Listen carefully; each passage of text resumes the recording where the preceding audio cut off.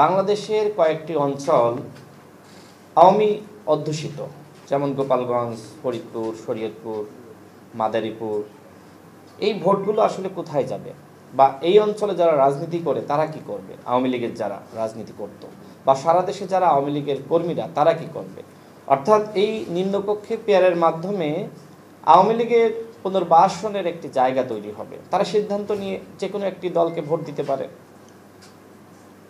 দিতেই পারে, খুব স্বাভাবিক।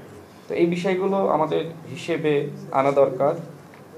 এজন্য আমি আগেও বলেছি, আজকেও বলছি, সরকার যেহেতু আসলে নিম্নকক্ষে পিয়ার নিয়ে আলোচনা করেনি, আমি সরকারের খুব গুরুত্বপূর্ণ ব্যক্তিদের সাথে এই বিষয়গুলো নিয়ে ঐক্যমত্য কমিশন গঠিত হওয়ার আগে আমি নিজে আলোচনা করেছিলাম, এবং তারাও এটি মনে করে। আজকে যে কথাগুলো বললাম, সরকারের মধ্যেও এই ধরনের উপলব্ধিবোধের জায়গাটা রয়েছে, যে কারণে সরকার নিম্নকক্ষে পিয়ার নিয়ে আলোচনা করেনি।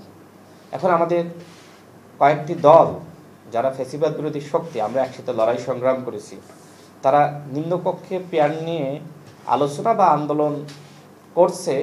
এটি আসলে তাদের উদ্দেশ্যে আমি বলছি, আপনারা এই বিষয়গুলো একটু বিবেচনায় নেন, একটু আলোচনা করেন, চিন্তা করেন যে আসলে নিম্নকক্ষে পিয়ার বাংলাদেশের বাস্তবতায় কতটুকু বাস্তবসম্মত। আমরা যারা ঐক্যমত্য কমিশনে আলোচনা করেছি, অধিকাংশ দলের পক্ষ থেকে সেখানে উচ্চকক্ষে সংখ্যানুপাতিক ভিত্তিতে আসন বিন্যাসের কথা বলা হয়েছে। অর্থাৎ আমরা দলগুলো যে পরিমাণ ভোট পাব, সেই ভোটের অনুপাতে সংখ্যানুপাতিক ভিত্তিতে উচ্চকক্ষ গঠন করা অধিকাংশ দলের পক্ষ থেকে প্রস্তাব আছে। বাট আরও কয়েকটি দল তারা আবার যেটি বলেছে যে এটি নয়, সেখানে নোট অফ ডিসেন্ট আছে। তারা বলছে যে আসনের ভিত্তিতে সংখ্যানুপাতিক, অর্থাৎ আসন ভিত্তিক পিয়ার।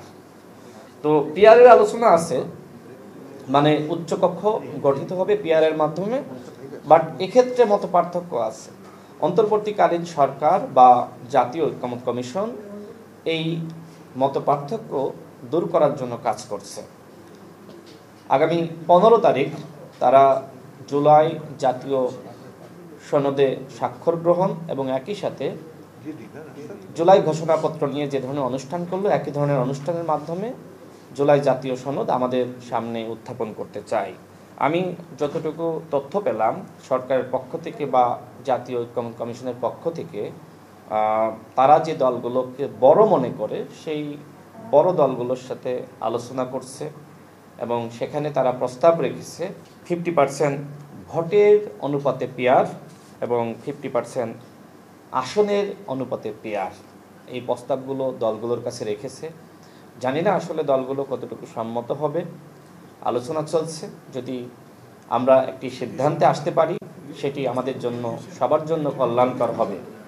আমি সর্বশেষ বলি, যেহেতু আগামী ফেব্রুয়ারি মাসে নির্বাচন, এবং নির্বাচন কমিশনের পক্ষ থেকে রোডম্যাপ ঘোষণা করা হয়েছে, অন্তর্বর্তীকালীন সরকারের মাননীয় প্রধান উপদেষ্টা তিনিও জাতির সামনে নির্বাচনের স্পষ্ট রোডম্যাপ ঘোষণা করেছেন।